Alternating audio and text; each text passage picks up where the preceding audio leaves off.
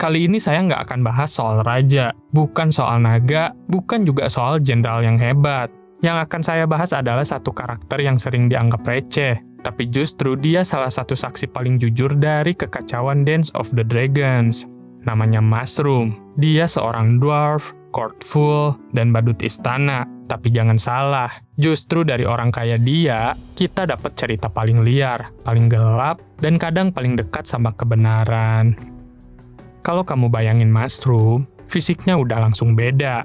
Tingginya cuma sekitar 3 kaki, kepalanya besar, dan dia sendiri dengan santai suka ngomong hal-hal vulgar soal dirinya. Tapi di balik semua itu, yang bikin dia menarik bukan penampilannya, tapi posisinya. Dia selalu ada, di hampir semua momen penting, dia hadir. Di Istana Viserys pertama, di sisi Rhaenyra, bahkan sampai ke masa Aegon kedua dan Aegon ketiga. Dia kayak bayangan yang nggak pernah hilang. Dan yang lebih menarik lagi, karena dia dianggap cuma badut, orang-orang di sekitarnya sering banget ngeremehin dia. Mereka ngomong rahasia di depan dia. Mereka nggak nutupin trik mereka. Mereka pikir dia bodoh. Padahal itu justru keuntungannya. Dia lihat semuanya, dia dengar semuanya, dan dia simpan semua itu jadi cerita. Dari situlah lahir The Testimony of Mushroom, catatan yang penuh gosip, skandal, pembunuhan, hubungan gelap, dan cerita-cerita yang kadang terlalu liar buat dipercaya. Bahkan Archmaester Gildain sendiri sering ngebandingin cerita Mushroom sama Septon Eustace atau Grandmaster Moonkun, dan hasilnya banyak yang bertentangan. Jadi pertanyaannya, Mushroom ini bohong atau jujur? Nah, ini yang seru, karena kemungkinan besar jawabannya dua-duanya. Dia bisa sangat cerdas, tapi juga kejam dalam cara dia bercerita. Dia bisa melebih-lebihkan, tapi juga bisa jadi satu-satunya orang yang berani ngomong apa adanya. Balik ke awal, di masa Raja Viserys pertama, Mushroom udah ada di istana. Dia ngelihat semua drama yang jadi bibit perang nanti. Dia bahkan ngaku kalau dia tahu soal hubungan-hubungan rahasia, termasuk cerita tentang Daemon, Alicent, dan Rhaenyra. Bahkan dia bilang dia sempat bantu Daemon ngajarin Rhaenyra soal hal-hal yang ya cukup dewasa lah ya. Apakah itu benar? Nggak ada yang tahu pasti. Tapi yang jelas, Mushroom selalu ada di tengah cerita. Dia juga yang ngaku pernah nemuin Rhaenyra bersama Harwin Strong. Lagi-lagi, ini versi dia. Tapi ini nunjukin satu hal. Dia selalu ada di tempat yang gak seharusnya orang lain bisa lihat. Waktu Rhaenyra pindah ke Dragonstone, Mushroom ikut. Dia tetap di sisinya. Bahkan ketika Viserys mulai sakit parah, kehilangan jari karena infeksi, dan cuma bisa tinggal di kamar, Mushroom bilang dia satu-satunya yang masih bisa bikin raja tertawa. Ini penting, karena di tengah penderitaan dan kemunduran Viserys, cuma satu orang yang bisa ngasih sedikit cahaya, dan itu fungsi si badut. Masuk ke Dance of the Dragons, Mushroom ada di Dragonstone saat semuanya dimulai. Dia ada waktu Rhaenyra melahirkan Visenya yang lahir mati, dan menurut ceritanya, dia sendiri yang bawa bayi itu buat dikremasi. Ini momen yang gelap banget, dan dari awal aja kita udah lihat, Mushroom bukan cuma badut yang bikin ketawa. Dia juga jadi saksi momen paling tragis. Dia juga ada saat duel antara Arik dan Eric Cargill, dua saudara kembar yang saling bunuh. Dan lagi-lagi, dia lihat langsung. Ada satu cerita yang cukup menarik. Mushroom bilang dia bantu Corlys Velaryon dan Rhaenys buat mencegah Joffrey Velaryon naik naga. Tapi kalau benar, dia sempat mempengaruhi keputusan penting.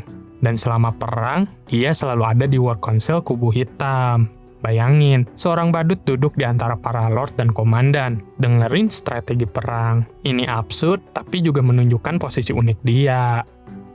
Setelah Rhaenys mati di Rockcrest, Mushroom bilang dia satu-satunya yang bisa bikin Rhaenyra tersenyum lagi. Ini bisa jadi berlebihan, tapi juga bisa jadi ada benarnya. Karena di saat semua orang sibuk politik, dia mungkin satu-satunya yang hadir sebagai manusia, bukan sebagai pemain kekuasaan. Terus ada cerita yang paling absurd tapi ikonik. Waktu Sowing of the Seeds, dia ngaku ide itu dari dia, bukan dari Jacaerys Velaryon seperti yang dicatat Moonkun. Dan bukan cuma itu, dia bahkan nyoba naik naga Silverwing. Hasilnya, celananya kebakar, dan dia harus loncat ke sumur buat padamkan api. Hampir tenggelam pula. Ini konyol, tapi juga sangat Mushroom. Dia selalu ada di antara tragedi dan komedi. Masuk ke tahun 130 After Conquest, saat King's Landing jatuh ke tangan Rhaenyra, Masrum ikut ke sana bersama Aegon the Younger dan rombongan. Dia tetap di sisi Rhaenyra, dan disinilah salah satu momen paling terkenal terjadi, yaitu Storming of the Dragon Pit. Masrum ada di atas Maegor Holdfast bareng Rhaenyra dan anak-anaknya. Saat Rhaenyra yakin rakyat kecil nggak akan bisa bunuh naga, Masrum justru skeptis. Dia bilang orang mabuk nggak kenal takut, dan orang bodoh bisa bunuh raja, dan 1000 tikus bisa menjatuhkan beruang. Ini salah satu quote paling dalam dari dia, karena ya terbukti benar. Rakyat kecil berhasil membunuh naga-naga di Dragon Pit, dan tragisnya, Joffrey Velaryon mati dalam kekacauan itu. Setelah itu, Rhaenyra hancur, dan lagi-lagi Masrum tetap di sisinya. Dia tetap jadi saksi saat semua runtuh, tapi waktu Rhaenyra kabur dari King's Landing, Masrum nggak ikut. Dia tetap di Red Keep, dan itu keputusan yang menarik, karena ternyata dia nggak selalu ikut orang yang dia cintai. Setelah Aegon kedua ambil alih lagi, Masrum malah melayani dia. Dari Rhaenyra ke Aegon kedua, dari hitam ke hijau. Dia bukan loyal ke kubu, dia loyal ke cerita. Dan di masa Aegon kedua, ceritanya makin gelap. Masrum ngaku raja sering nonton orang lain berhubungan karena dia sendiri udah nggak bisa. Bahkan dia bilang dia sendiri pernah diminta ikut. Ini bagian yang jelas-jelas kontroversial. Bisa jadi dilebih-lebihkan, bisa juga sebagian benar.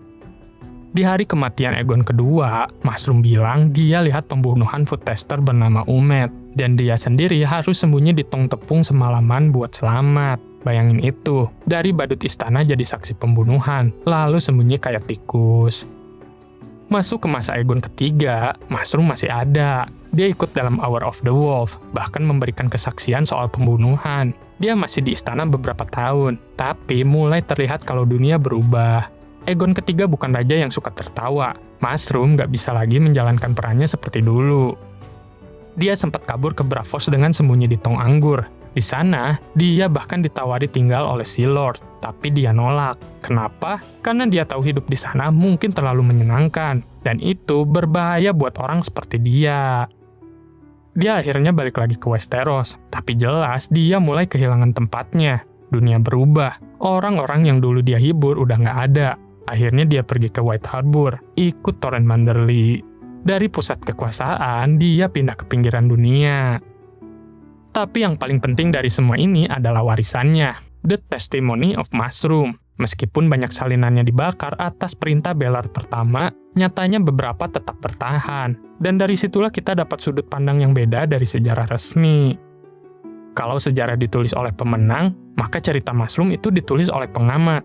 Orang yang nggak punya kekuasaan, tapi punya akses ke semuanya. Dan mungkin, justru karena dia dianggap nggak penting, dia jadi salah satu sumber paling jujur. Jadi kalau kita lihat Masrum, dia bukan sekedar badut, dia adalah saksi. Dia adalah narator yang nggak bisa dipercaya sepenuhnya, tapi juga nggak bisa diabaikan. Dia hidup di antara raja dan rakyat, antara tragedi dan komedi, antara kebenaran dan kebohongan. Dan mungkin, di dunia seperti Westeros, karakter kayak dia justru yang paling dekat dengan realita. Karena dia nggak pernah berpura-pura jadi pahlawan. Dia cuma bisa melihat, mendengar, dan bercerita.